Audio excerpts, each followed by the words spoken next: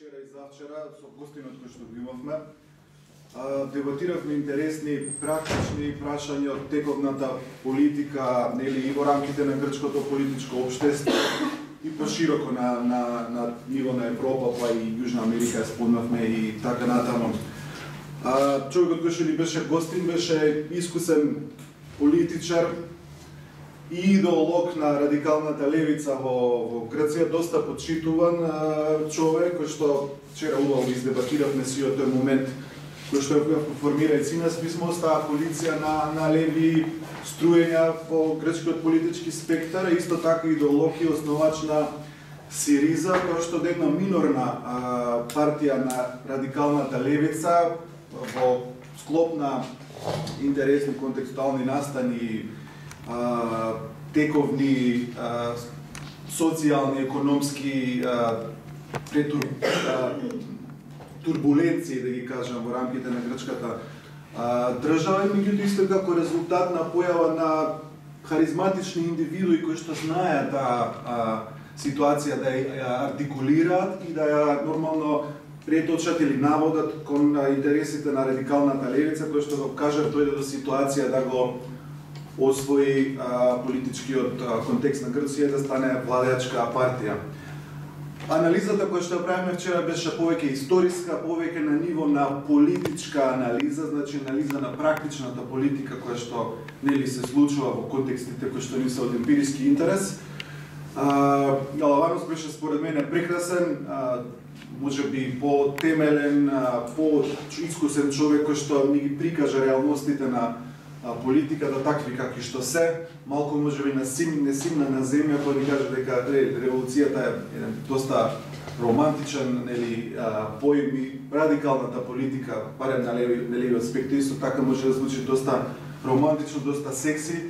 Меѓутоа тука доаѓа моментот кога тие апстракции со кои што се освојува политичкото ткиво, нели се стават на ниво на владење, односно кога се освои власта, нели тоа е првичниот најголемиот проблем, кога доаѓа прашањето на одговорност и како тие широки коалиции, сите тие можеби таа поширока идеолошка поставеност за да ги совере сите во едно цело треба да се преточат, не само артикулира, да се преточат во практични политики од кои што голем дел на општеството ќе бенефицира. Тука веќе се случува проблемот.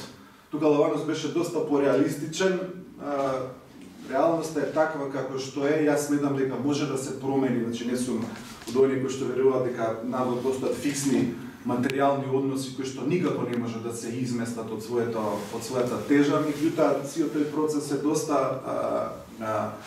чувствителен, бара доста одговорност, а веројатно бара доста искуство и знаење. И сега ги спомнавме, ги пратиме последниве турбуленции во рамките на самата СИРИЗА која што се случува, здравје. Значи која што откако ја освои властот, кога се појавија неколку нели истурени надворешни играчи, Ципрас да не го спомнувам, и Варуфакис и едни други кои што нели беа миленици на јавноста, денес се случуваат некои си други тенденции каде што таа програма која што СИРИЗА ја истакна, нели, тоа е тие моменти на анти-остерити, на реструктурирање на грчкиот долг, па и на крајот напуштање на еврозоната доколку е потребно, е тешко остварлива првенствено затоа што се работи за драматичен процес за кој што треба и голем социјален консензус. Самиот Галаванос ја напушти СИРИЗА фактички и ја има формирано, предпоставувам, неформално групација, не знам дали го ја регистрираме како партија, план Б. Значи, ако регистрираме како партија, тоа се надоврзано на вчера што го правевме мовет кај нас, колку политичкиот спектар во Грција во тој дел на политичко делување е поартикулиран. Полесно се формираат партии, можеби ради некои уставни законодавни принципи кои што се нас доста покомплексни, каде што луѓето многу полесно се решаваат на директно политичко делување. И сега тоа што се однесува на ниво на политичка анализа. Ние денес имаме теориски follow-up, малтене на онаа политичка анализа која што ја правевме вчера, и денес ќе правиме политичка анализа, меѓутоа малце вгнездена во еден по-академски или по-филозофски контекст на општествената филозофија, кој што е доста поабстрактен, генерализиран едно по-високо ниво и како таков е и тежок и за разбирање, треба читање, доста да бидеме реални, не може и не мора секој да го разбира тој момент, кој што нели на едно метафизичко ниво ги елаборира сите овие категории кои што денес актуелни во политичкиот дискус и во политичката пракса, кои што па може да ги лоцираме наназад, историски, во развојот на марксистичката мисла.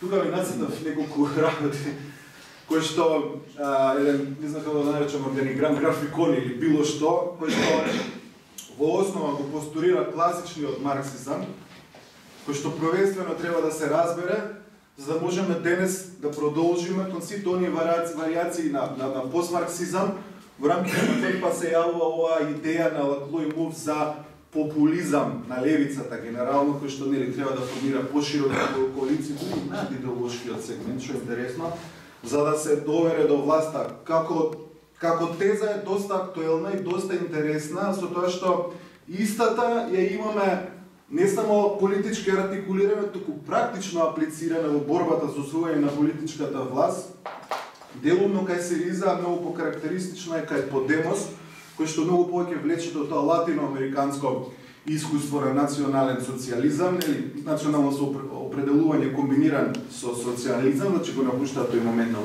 универзалност или на класната, на социјализмот и на класната поставеност и креираат внатрешни национални револуции кои што ден денес се активни и се практични.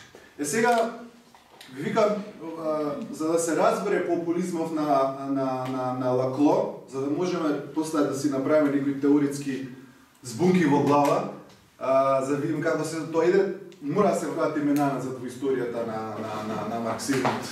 Алаванос вчера и завчера почна од античка Грција, предал така и мене лично многу. Освен, јас би почнал од Маркс, нели, само на кратко да ги пројдеме оние основни категории на марксистичката мисла, таа внатрешна фрагментација на марксизмот која што е актуелна од самите почетоци, повеќе на крајот на 19 век со пајат на првата и втората интернационала и со она што се нарекува постмарксизам кој што ги следи неуспешните, условно кажано, револуционерни настани на 1968 и други геополитички моменти кои што нема да ќе ги спомнеме во текот на расправата. Првенствено, се ова се лоцира во една бинарна, ајде да наречеме деридански концепт да употребам, бинарна поделба во рамките на самиот марксизам како движење и како идеологија или како општествена филозофија измеѓу нели револуционерниот марксизам, класичниот марксизам, на кој што се надоврзува тој ортодоксен или некои си вулгарни варијации, вулгарен марксизам кој што се нарекува, сталинизам, марксизам, ленинизам и маоизмот и така натаму, кои што влегуваат во таа класична револуционерна перцепција на марксизмот како идеологија и оние реформски сваќања кои што поаѓаат од марксизмот, првенствено се јавува тоа во нели поделбата во германското работничко движење и појавата на нели социјалдемократската партија кои што иако се стремат го прифаќаат концептот на револуција и социјализмот како endpoint, значи крајна точка на човековиот нели хуманистички развој, односно комунизмот, нели социјализам доаѓа комунизам. Меѓутоа траекторијата малку различно ја доживуваат од класичните марксисти. Револуцијата не мора да се случи по насилен пат, според нив, и тука прифаќајќи ги оние постулати првенствено на центристичкото размислување на либералната идеологија дека преку реформа може да се излезе во пресред на различните класни интереси на општеството и дека со натрешна распределба на surplus value или вишокот кој што капитализмот го креира, може да се создаде едно релативно среќно општество. Сега овој реформистички тренд во 1960 после 68 со појавата на таа епистемолошка дебата во рамките на филозофијата и теориите и развојот на постмодерната, особено и постструктурализмот, добива малку уште поразличен културолошки твист, да го наречам, да го сврзам. Сега, малку само за Маркс, за основните категории, нели са, за да се разбере Маркс, треба да се разбере Хегел, за да го разбереме Хегел, кој што вика гени мора да разбереме Кант. Али нема да идеме ја толку многу длабоко. Првенствено марксизмот е материјалистичка филозофија, што ќе каже дека подразбира постоење на објективна, независна реалност, која што постои надвор од прозорците на кои што сме тука или овде пред нас, која што има независно постоење од нашата перцепција мимо или без разлика на нашата перцепција за нив. Материализмот како филозофија е директно спротивставен на идеализмот како филозофија, посебно на германскиот идеализам, кој што се развива како критика на трансценденталниот рационализам на Кант, каде што Хегел и разни други интересни момци поаѓаат од предпоставката дека нема независна материјална реалност која што постои надвор од нашето спознание, туку таа реалност е продукт на нашите идеи, односно кои што произлегуваат од нашиот разум како рационални суштества, кои што ние ги аплицираме врз нив и буквално им даваме не само деноминација и име, туку ја одредуваме нивната обштествена дејственост, така да го наречем. Значи, само како краток вовед, ако имате време, ако сакате убаво да ги разберете сите овие марксистички моменти, мора да се навратите кон Кант и Хегел. Ја денес го правам, малтене, со доцнење и денес го правам тоа, меѓутоа после работите стануваат многу поедноставни. Многу поедноставни да разберете дека цела ова линија, цела ова траекторија на критичка, на прогресивна мисла се лоцира, фактички извира како реакција на германскиот идеализам. Моментот со германскиот идеализам, кој што исто така влијае врз Маркс, е како идеалистите доживуваат слободата. Слободата ја доживуваат како внатрешна рефлексија, тоа е протестантско влијание од она нишка на директна релација измеѓу индивидута и Господ, без посредници, без институции. Овие ја стават во друг контекст и не рефлектираат на надворешната политичка ситуација и неслободата на тогашното германско општество, кој што ја нема она критична маса, барем како француските нивни соседи, да изведе насилна револуција, од која што Хегел бил на почеток воодушевен, па и Кант и сите други. Меѓутоа, под влијание на тој германски менталитет, под влијание на тие авторитарни општествени културолошки структури, поради таа политичко-територијална расцепканост на германската културнација во тој момент, едноставно слободата барат во внатрешната релација на поединецот со себе и во разумот, дели како апарат со кој што човекот е обдарен. После малце раните младиот Хегел кој постаре малку поразлично, ќе мисли слободата ќе ја најде или дефинитивната реализација на разумот ќе ја најде во државата. И таа поделба измеѓу леви хегелијанци и десни хегелијанци, кој што понатаму ја влијае врз целокупната теориска и филозофска мисла која што се развива до денес на десницата и на левицата. Маркс бил лев хегелијанец. Значи, Маркс бил воодушевен од Хегел, од таа идеја негова дека работите какви што се надвор ќе бидат такви како што ние ќе ги именуваме и ќе ги разбереме, дека секој објект во себе содржи своја негација, значи таа неговата диалектичка теза, која што он презема од Маркс на теза, антитеза и синтеза, кој што ако добро се разбере, он го користи терминот verstehen, understanding, го користи терминот speculative thinking. Значи, не го користи Веберовскиот момент, туку си развива своја концептуализација, дека преку спекулативно размислување ние можеме да одредиме вистинската содржина на оваа столица што стои пред нас. И ако разбереме пору, може да сватиме дека ова опште не е столица, туку некој предмет на кој што ние сме му дале таков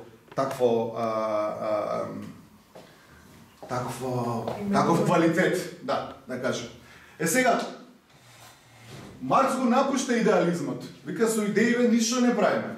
Надвор има објективно постоечка релација таква каква што е, реалност. Сега тука не можам да навлезам повеќе филозофски, како он директно се спротивстава на Хегел, тука треба на Хегеловиот идеализам, тука треба повеќе читање. Гени треба да дојде. Гени треба да дојде, затоа што треба на Кант да се вратиме.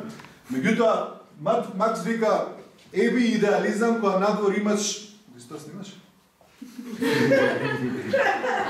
Тит идеализам која надвор имаш објективно постоечка реалност, објективно постоечки производствени односи, кои што генерираат типови на свест, класна свест, кои што кои што по антагонизмот измеѓу себе се судираат, значи се конфликти сами по себе. Тоа детерминира целокупната основа. Оваа структура детерминира целокупната основа, целокупната артикулација на политички, класни, социјални идентитети и конфликтите кои што треба да доведат до една револуција.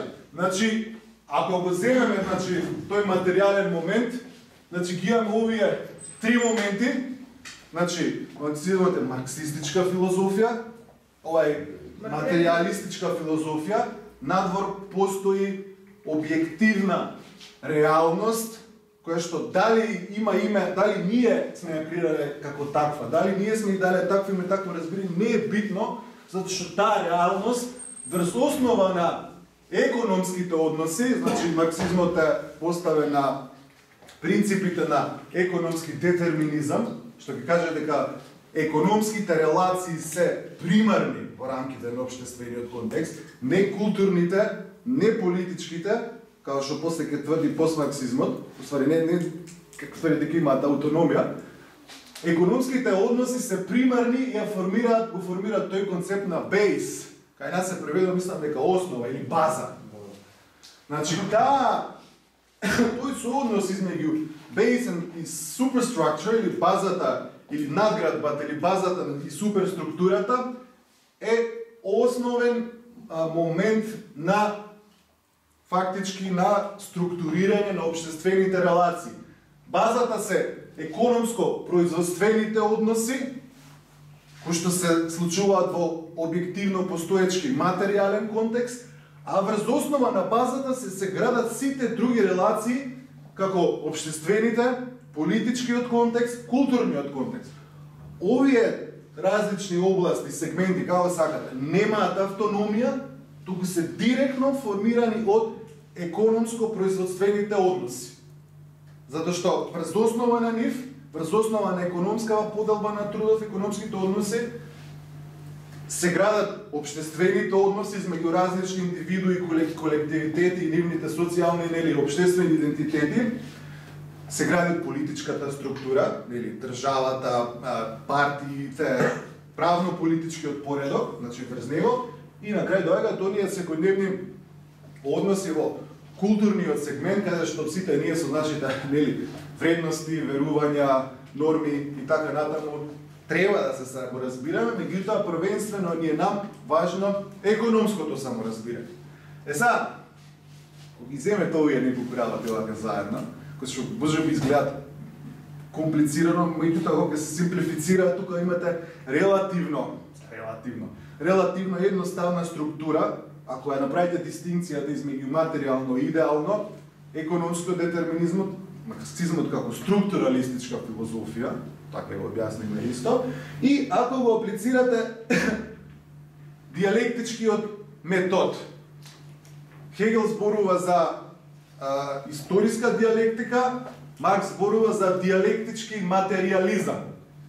Постои постојана борба во рамките на општествениот контекст измеѓу овие класни спротивности и релациите на труд, кои што се негираат едни со други, меѓутоа во судирот измеѓу таа теза и антитеза се случува синтезата која што преку револуција ќе доведе до креирање на социјалистичко општество. Еве сега само уште овој графикон да го разработиме за да завршиме со класичниот марксизам, барем концептуално. Значи ги имате во рамките на овој објективистички контекст. Имате овој момент production, производство, labor, truth.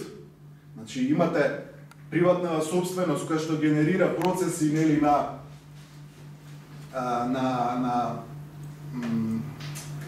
на зголемување, борба за зголемување на капиталот, кој што ги детерминира класно-социјалните односи, која што се операционализира во соодносот измеѓу производството и трудот, production versus labor, на едната страна.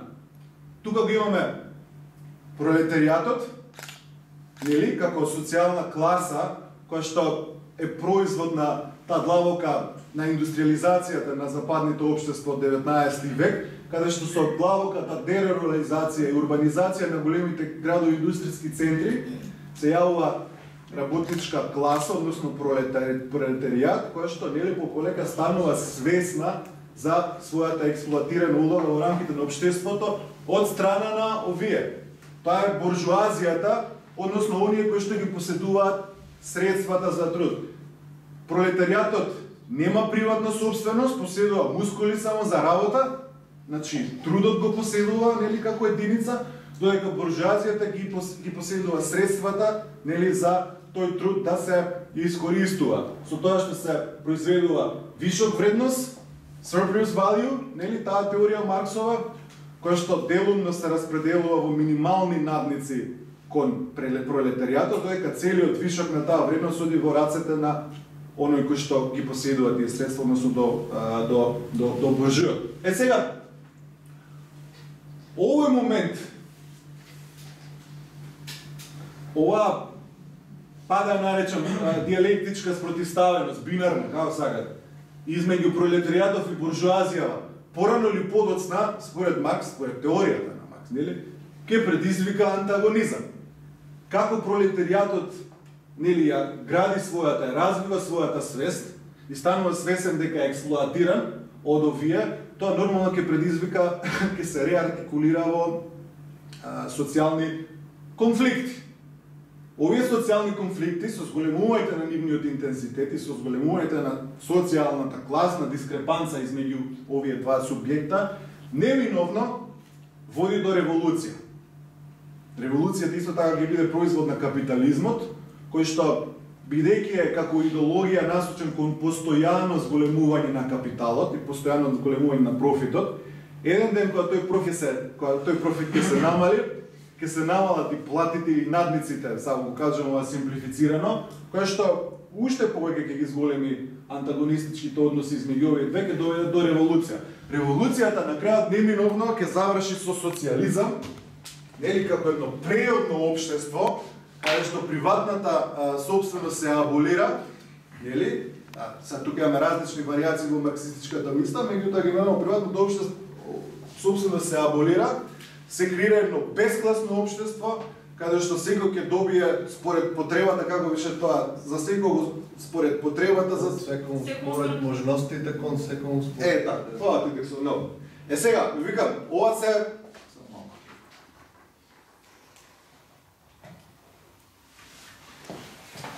ова е класичната Марксова теорија. Значи, овие пишува некаде од после таа револуцијата од 1848 до 1870 и некоја ми се чини дека тоа го завршува капиталот. Меѓутоа, при крај на 19 век веќе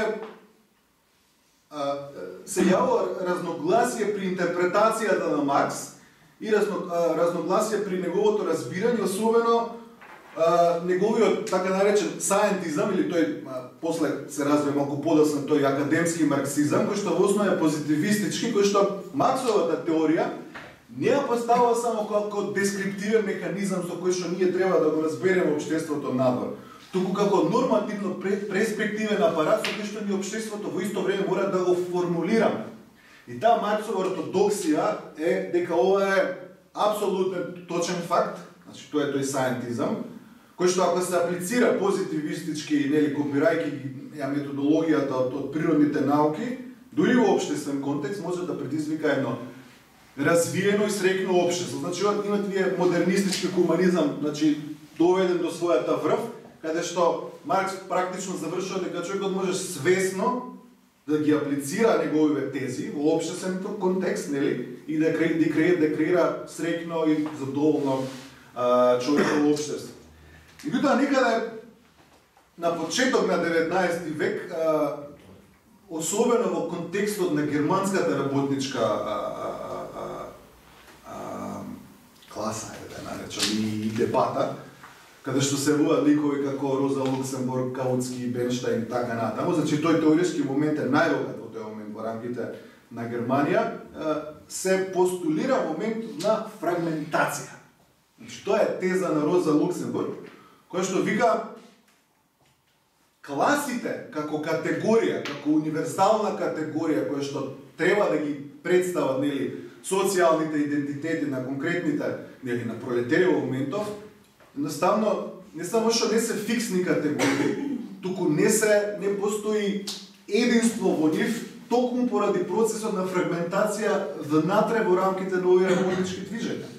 Значи тоа вчера го спомнавме, иако постои класната свест во рамките на си овој пролетарски спектар, постојат интереси кои што флуктуират, нели? Постојат статусни разлики измеѓу самите работници, КВ, ВКВ и така натаму, синдикални моменти, Блуко, Майкл, тоа Блуко подоцна се појавува.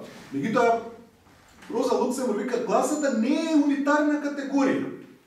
Не е унитарна категорија, ако се земе вака ордот вулгар, најке го кажам, како чист производ на материјалните односи. За неја класата е символична категорија. И ова нејзина изјава, дека гласата се конституира како символична категорија, е основа на сите овие постмарксистички и популистички движења. Ке доеме и до тоа. Она вика, го анализира рускиот политички контекст тогаш, и како се врши мобилизацијата на руското селанство и работништво тогаш, во оние првични револуционерни моменти во 905-та, и ги споредува со германскиот контекст, каде што едноставно таква мобилизација никако не може да се случи. Германија има штрајкови, меѓутоа штрајковите се стануваат само на економската база или само на конкретната гранкова поставеност. Воопшто не може да се воспостави единство кое што би завршило со, нели, со целосна револуција, кој што би го била сменила, нели, комплетната политичка структура во Германија и револуционерно. Ама има лобит. Има лобит, да, имало. Меѓутоа не ја збунува зашто овој момент, зашто не може, за разлика од Русија, не може да се воспостави таков универзален момент на класност во Германија. Она не го зема само материјалниот момент, не тргнува само од базата како детерминанта, туку се фокусира и на овие сегменти. Општество, политика и култура. Кој што вика, не мора по секоја цена да се детерминирани од ова, туку си имаат и свое независно, нели, функционирање, кое што се поврзува со културолошкиот контекст. Русија и Германија се различни земји. Работниците се секаде исти според Маркс. Значи, збориме за универзална класа со еднаква иста свест. На него негира тоа. Меѓутоа вика, културолошкиот, политичкиот контекст измеѓу Русија и Германија е различен. Според теоријата на Маркс, Германија е напредно капиталистичко општество и во Германија треба да се случи револуција, а не во Русија која што е заостанато аграрно општество. Значи, она тука детектира пукнатини во овој марксистички академизам, сајентизам, уствари сајентизам е поадекватен збор, кој што вика, оваа класична теорија не ги доловува до целост категориите кои што се актуелни во политичкиот спектар. Значи, ние можеме, вика, она да избереме никако фрагментацијата која што е внатре работничкото движење, која што е производ на различни фактори, не само на економската база, туку мора да ги земеме и овие моменти во предвид и на крајот крајава да детерминираме еден теоретски концепт кој што би размислувал не за универзална можеби револуција, можеби за револуција која што би почнала од националните контексти и би се проширила на универзален план.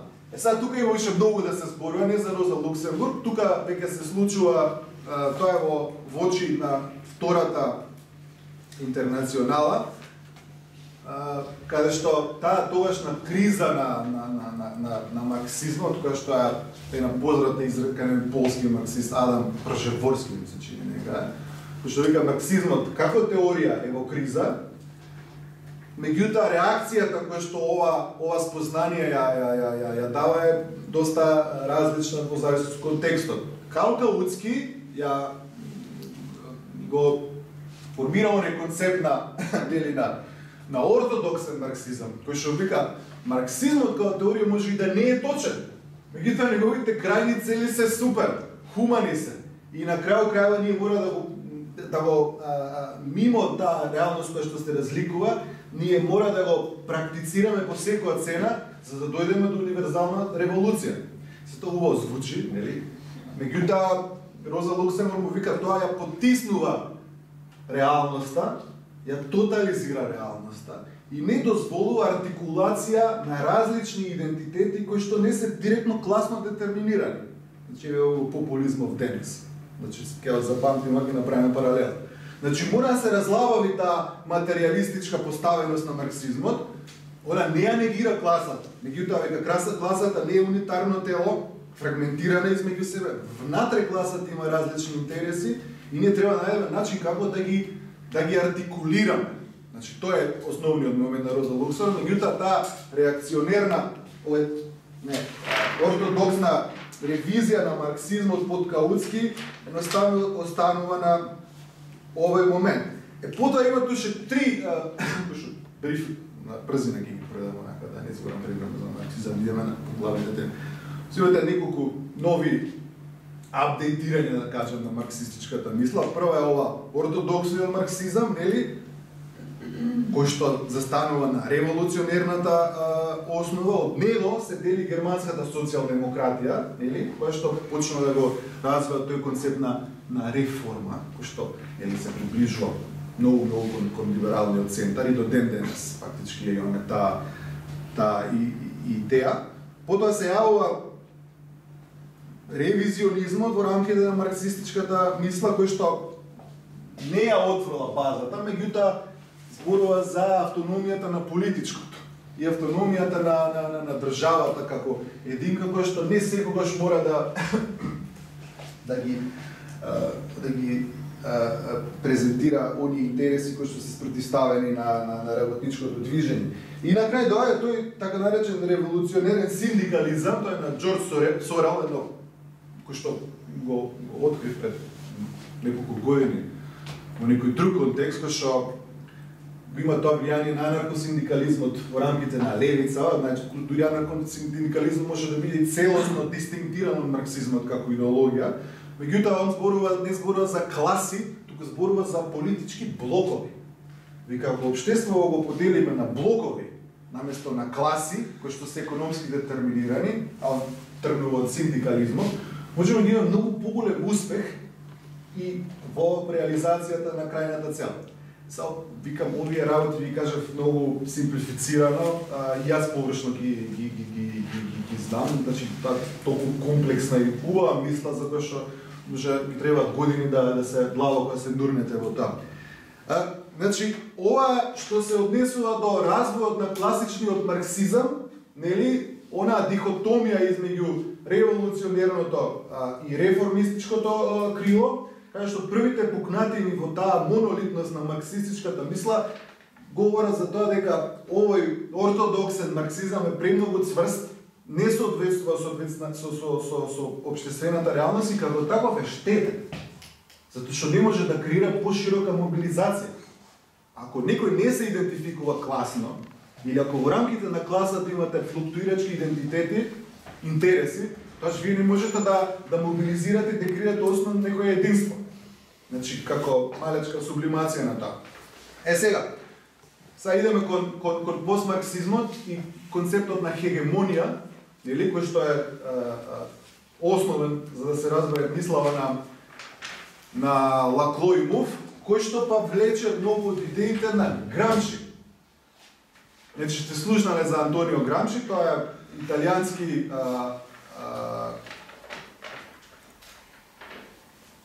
италијански теоретичар со албанско потекло од Сицилија или од Сардинија, од Арбрешите, нели?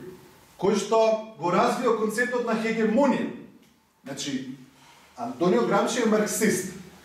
Меѓутоа, уште повеќе се оттргнува до економизам на Макс, кој што вика било кои обштествени односи, поставени на материјалистичка основа, да функционира, потребна им е културолошка регулација за тие обштествени односи да бидат прифатени како такви, односно како неминовни, како земени здраво за готово, taken for granted, што се вика, за да едноставно тие сами односи секојдневно се реконструираат. Тука е моментов на културна хегемонија, кој што хегемонија како етимолошки значи доминација, нели?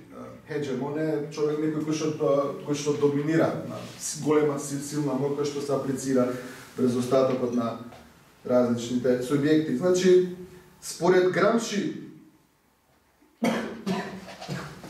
доминација през општеството, културната хегемонија представа доминација през општеството од страна на владеачката класа, кој што манипулира фактички културата на таа општество, односно оние доминантни верувања, објаснувања, перцепции и саморазбирање на луѓето, со тоа што оној светоглед кој што го има доминантната класа се аплицира и врз пониските социјални слоеви, кои што го прифаќаат здраво за готово како доминантен, кои што го прифаќаат како универзално валидна идеологија.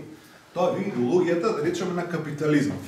Денес кажам, капитализмот нема шанси да се смени. Дури цело време во овие контексти радикално револуционерни, проверува тој момент дека така како што е воспоставен капитализмот и тие производствени односи кои што ги развил минатите 200 години, е многу тешко да се потегнат од тежести. Ги прифаќаме како здрави за готови, како настанати сами по себе. Или последно време доминантната хегемонија на неолиберализмот, кој што се наметна последниве 25 години како единствено валидна економска доктрина, која што може да креира раст, през принципите на приватизација и целосна дерегулација и антихуманизам според мене, која што едноставно стана доминантно на глобално поле и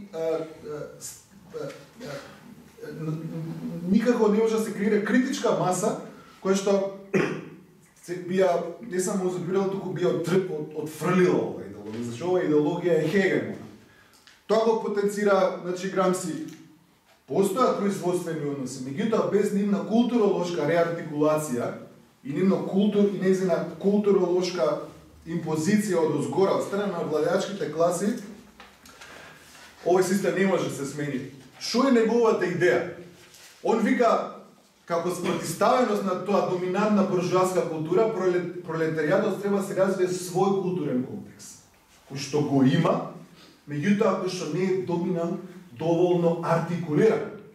Значи, во тој момент на антагонизација, за антагонизмот се враќа повторно на концептуално на сцена, во тој момент на антагонизам, во таа борба, класна борба, како сакате, мора да се постои... Значи, мора да се развие, да се артикулира свој собствен светоглед, нели? Значи, да се постави антихегемониски, да се развие антихегемонистички дискурс, нели тоа го зборуваме цело време, кој што би се спротиставил на овие антихумани вредности на доминантната, нели, владеачка каста. Сега, тука се поставиле марксисти и тука веќе идеме кај Лаплој и кај Муф, али мора да го пројдеме, да пројдеме 68-ма, оној период на разочарување, нели, од тие случувања во Париз, советската интервенција во Прага,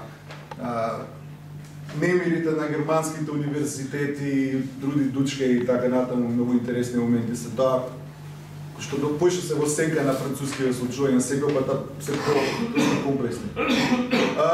Кој што ќе го потенцира оној момент дека класно единство многу тешко се воспоставува и дека не постои, првенствено преку издајството на Комунистичката партија на Франција, нели, која што ќе ги напушти студентиве и ќе ја прифати таа јадица на Дегол, кој што им рече ќе ги покачам младите, престанете со штрекување. Значи, таа класична, структуралистичка, аутизеровска левица која што ќе биде тогаш во Франција, ќе ги изневери условно кажано, очекувањата на студентите, иако и они ќе бидат многу диверсифицирано тело, ќе ги изневери очекувањата за целосна револуција, за промена на системот на вредности, не само за поголеми плати, не само за welfare, не само за редистрибуција, за која што Маркс бил многу против и сите класични марксисти, вика дајте им на работниците малце welfare и ќе забораат да мислат на револуција. А welfare, нели, во основа прв го аплицира Бисмарк и десницата. И најголеми welfare провизии нема во левица и во социјалдемократскиот контекст, туку во десницата. Фашизмот го доведува тоа до врв.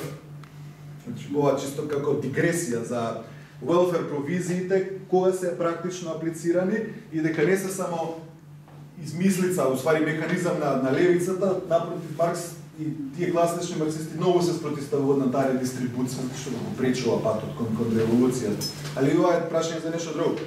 Значи 68 тоа разочарување, нели, и појавата на постструктурализмот, тука се, нели, првенствено го имаме Дерида и Лиотар, Фуко не можам да го ставам у постструктурализам, барем не директно, кој што го напуста овој структуралистички момент на Маркс како општество, како еден тоталитет, еден систем, нели, на институционално поставени односи и пракси кои што ги детерминираат субјективитетите.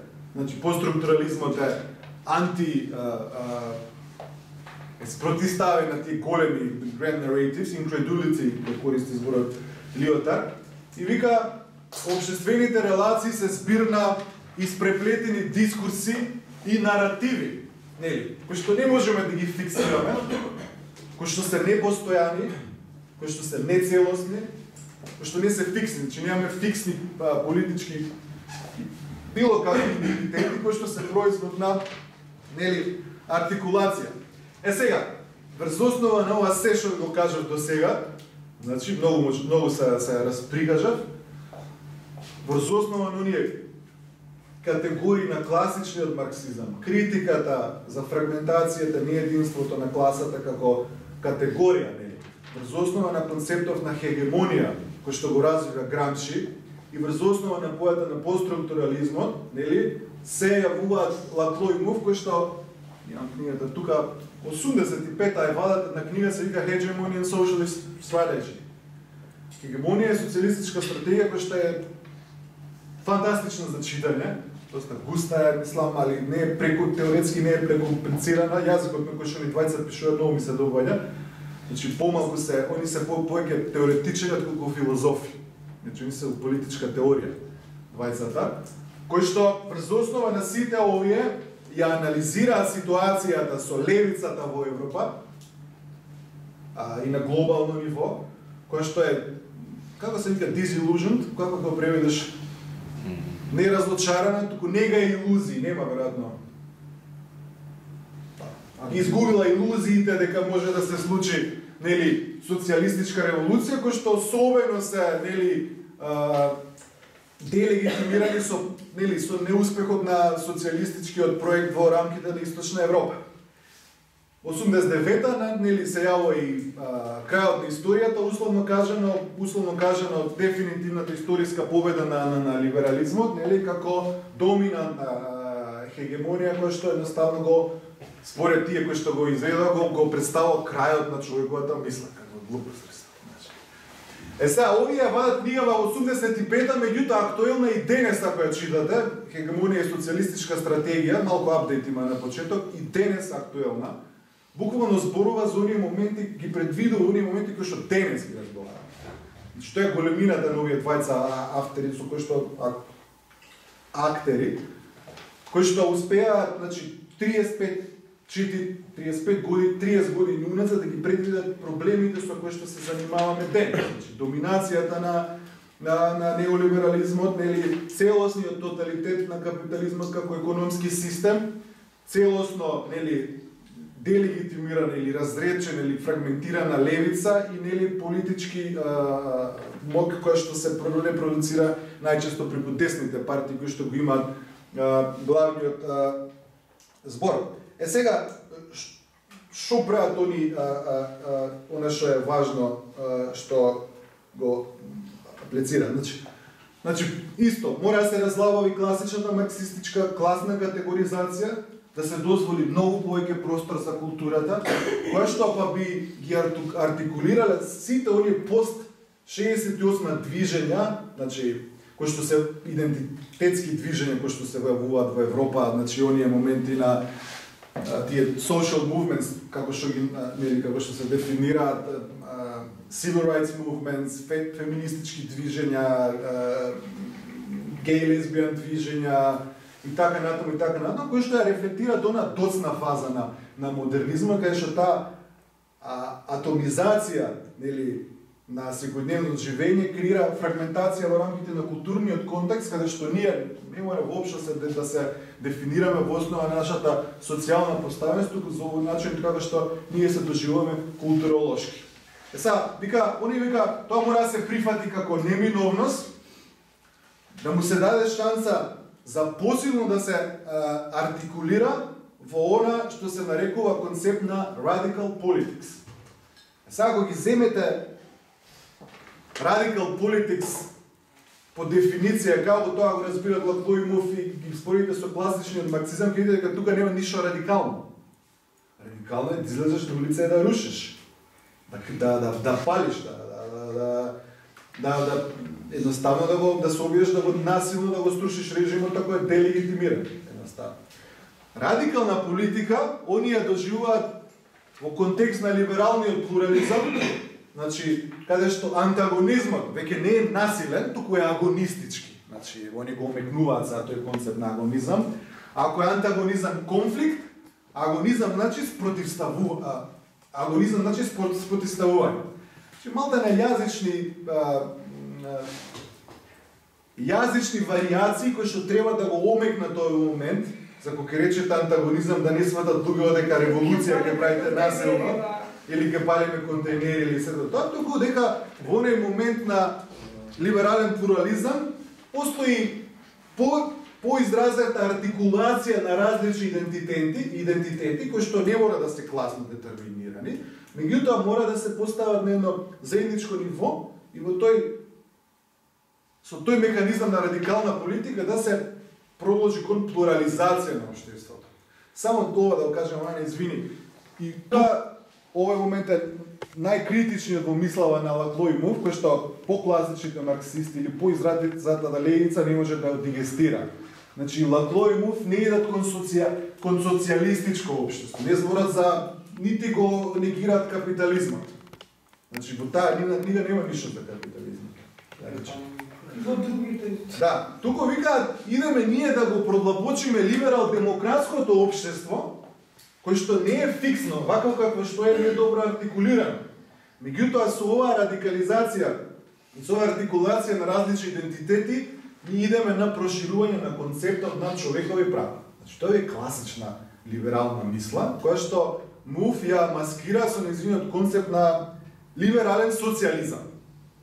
Тоа е малце оксиморон концептуално, меѓутоа, едноставно, она го прифаќа капитализмот, го прифаќа сегментот на пазарна економија и на приватно и јавно партнерство, меѓутоа го става во либерален контекст на длабоко проширување на човековите права. Значи, некоја си варијанта на социјалдемократија, која што е по-културолошки сензибилна, или која што користи тој момент на редистрибуција, recognition versus redistribution, меѓутоа во основа не иде многу подалеку од тоа што се нарекува лев центар.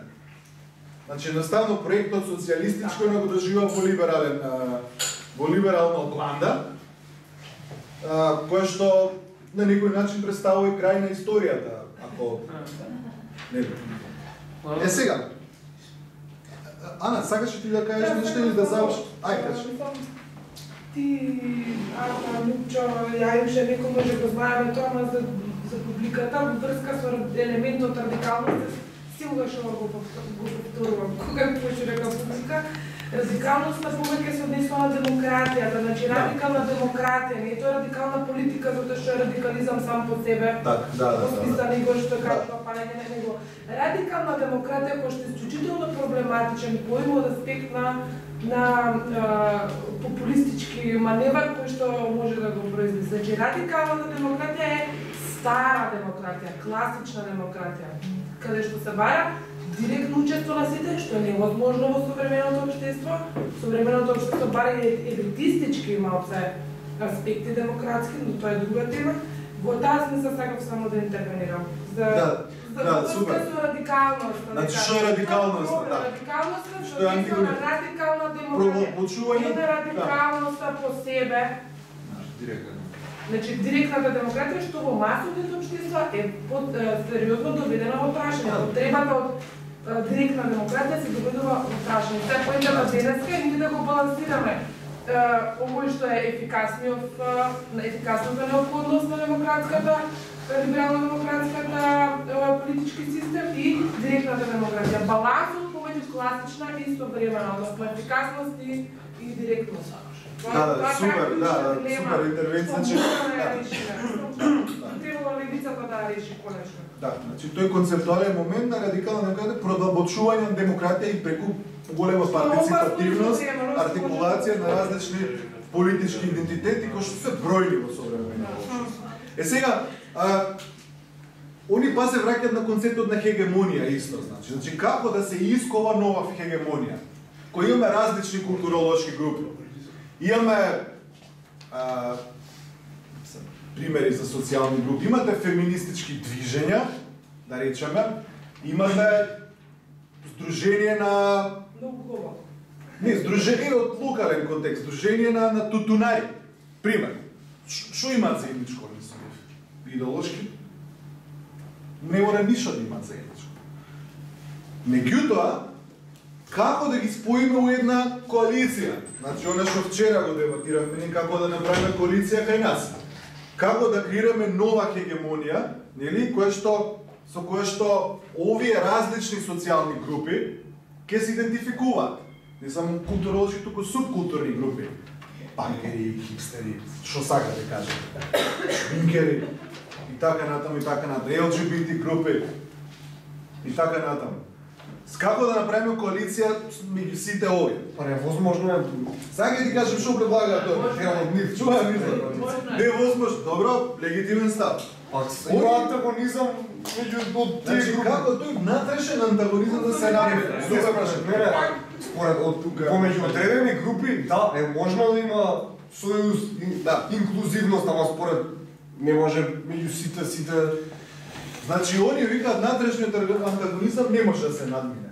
Неги различни групи са Јован што кажа. Меѓутоа вика мора да се истакнат конкретни прашања кои што се општествено важни и кои што би малта не служеле како лепак или како инспирација за овие луѓе различни да ги седнеш на иста маса. Тоа пак класни прашања или социјални прашања. Социјални или статусни, да речеме, социјални пошто например се различни статусни. Да, пак е и статусното е социјално. Значи испаѓа дека на крај пак класниот момент може да биде. Не мора, ама може. Присутен е, они не го отфрлаат целосно, меѓутоа не е доминантниот момент на идентификација. Ако никој не се идентификува класно, или ако развил културолошки идентитети кои што немаат врска со класниот момент, да речеме, не можеш да го вклучиш во класата, ако никој не сака. Тоа е не викам зарака да го влечиш во класата, тоест зарака да го влечиш за да стане класа посеја, ама баш ова сега што го збораш последново, ја тера воденицата на тоа дека задачата на автентичната левица во секое време, бидејќи класен конфликт дури постои, вакви производствени односи има класен конфликт, задачата на левицата е во тие фрагментирани статусни движења да ја надоградува и да ја шири класната свест, да работи на создавање на класна свест во тие фрагментирани групи кои сега не мора истата реторика да за риториката се слагам дека мора да се модифицира, да се прилагоди на 21 век, не може со истата реторика. Значи ако иницијално не постои заеднички, ако не постои интерес кој што они го доживуваат како заеднички, ако внатрешните антагонизми се големи, они зборуваат за една културна матрица, нели, во која што сите овие различни групи би нашле некаков интерес за да се спротивстават на доминантната хегемонија која што владее со остатокот на општеството. Значи, сега се оваќе стратегии кои што они ги препорачуваат. Значи, барање на заеднички прашања кои што може да бидат сврзни, обединувачки, барање на pre-existing interest, значи интереси кои што се претходни, а се занемарени во тоа, значи класниот момент, значи доминацијата може да имаат и да чувствуваат и ЛГБТ и тутунарите, било кој, меѓутоа овие не доживаат на класна основа, доживаат на сексуална основа. Меѓутоа класниот момент па може да биде присутен тука. Па тука има некоја магија да се поврза. Така. Како и на сексуална и на класна заедност. И последно што го предлагате заедничка артикулација за формирање на политички блок. Значи тука влечат па од Джордж Сорел. Значи не формирање класно поставена иницијатива, туку они го дефинират како политички блок. Сега, завршувам со последното, со популизмот на Лакло. Значи, фактички све наведовме до сега, што работава со популизмот на Лакло. Лакло вика коалициите може да се градат и на вон идеолошка основа. Значи не мора стрикно да се инсистира на левичарската онтологија во рамките на било кое здружение, туку да се искористи политичкиот момент и да речеме антистатусните сентименти кои што во Шпанија вроди плод и особено во Латинска Америка кај што имате она нели староседелци, имате она шпанска аристократија која што буквално земјишна аристократија, landed аристокраси, нели, која што буквално го поседува земјиштето во целост, кој што во соработка со најчесто со армијата и со нели со војниот апарат, целосно ја доминира во рамките на социјалните односи и каде што сите останати креираат политички блокови кои што преку претекстот, барем во времето на антиимпериализмот, на национално ослободување, на национална револуција, меѓутоа денес преку претекстот на антистатусна борба против овие касти, формира широка коалиција со која што успева да ја соберат власта. Значи тоа е основа Лакло и тоа е основа што Подемос, Артан, ти повеќе знаеш за Подемос, може да се надоврзеш за тоа, каде што во една симплицифицирана форма Подемос го прави во Шпанија. Значи Подемос не се коалицијата Подемос не се чисто левица, туку има селански здруженија, вакви здруженија, онакви здруженија кои што едноставно класниот момент може би го имаат, меѓутоа не го чувствуваат како доминантен. Може ќе им се разбуди, треба да се разбуди. Меѓутоа, без тоа таква широка коалиција која што би освоила толку просто е невозможно ако се инсистира стрикно на класниот момент. Широки коалиции чувачка ќе биде. И затоа тука како завршница ќе се надоврзам на тоа човекот вчерашен го зборуваше, кој што кажа дека и левиот популизам и десниот популизам по многу сегменти се поклопуваат. Сириза направи коалиција со Анел, Анел исто се антикапиталисти, нели антиостерити се, овај Каменос, нели? Меѓутоа се антиемигранти, антископи, антитурци. Антикапиталисти не би се меѓутоа имат поклопување во некој си антиеврозона и така натаму. Тоа беше најбитното. Меѓутоа проблемот е што она што го кажа Јустер голем впечаток Алекос вчера, вика, власта може да се освои со абстракции, може да се освои со широки коалиции. Меѓутоа, после што прави? После доаѓа вистинскиот проблем. Затоа што одговорноста е огромна, после доаѓа моментот на баратање со деталите. Вие може да извадите широка идеологија, хуманизам, егалитаризам или еднаквост или антиестаблишмент, антигруевизам. Интересите ги бидат различни после тие таа широка коалиција. Тоа кога се влезе во власт, тоа е моментот на одговорност. И тоа малку мене ме disillusion во контекстот на популизам, кој е како прагматичен механизам. Сметам дека е полезен, нели, за широки коалиции, особено за фрагментирани општества кај што нема длабока класна свест, кај нас етничката, статусната и друга свест се секогаш подоминантна колку класната свест, да речеме. Меѓутоа, значи како механизам полесно да се формира, меѓутоа ме плаши моментот на што после. Нормално, ајде да дојме прво до тоа, нели анархистите викаат ние не можеме да предвидиме што ќе се случи кога ќе освоиме власта, тоа е комплексна работа. Поентата да се освои власта, па да разтуриме државата, па да направиме некои си комуни и така натаму на хоризонтална дистрибуција на моќта.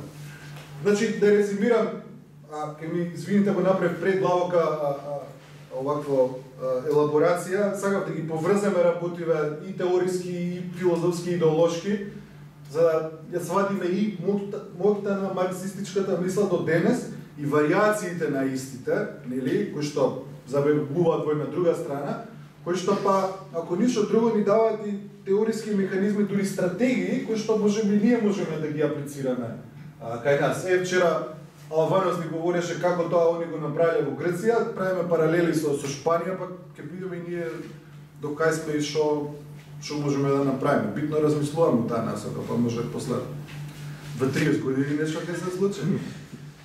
Тоа е таа.